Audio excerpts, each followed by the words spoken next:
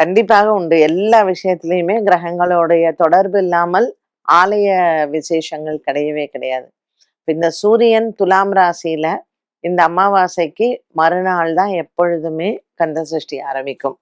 So சூரியன் துலாம் ராசியில அவர் சந்திரனோடு இணைந்திருக்கும் பொழுது மறுநாள்ல இருந்து அந்த சஷ்டி விரதம் ஆரம்பித்து சூரியன் அந்த சந்திரனினுடைய டிராவல் நீங்க வந்து பாத்தீங்கன்னா சந்திரன் தனுசு ராசியில இருக்கும் பொழுது அவர் வந்து பூராட நட்சத்திரத்துல இருக்கிறச்சே தான் சூரசம்ஹாரம் வந்து நடக்கும். இந்த சூரசம்ஹாரம் முடிச்சு அடுத்தது தேவியானை திருக்கல்யாணம் சந்திரன் மகர ராசியில இருக்கும் பொழுதுதான் அது நடக்கும். நீங்க வந்து இப்போ நம்ம நவராத்திரியை வந்து பாத்தீங்கன்னா சூரியனும் சந்திரனும் கன்னி ராசியில இருக்கிறச்சே தான் மாலை அமாவாசை. அதற்கு மறுநாள் நமக்கு நவராத்திரி ஆரம்பிக்கிறது.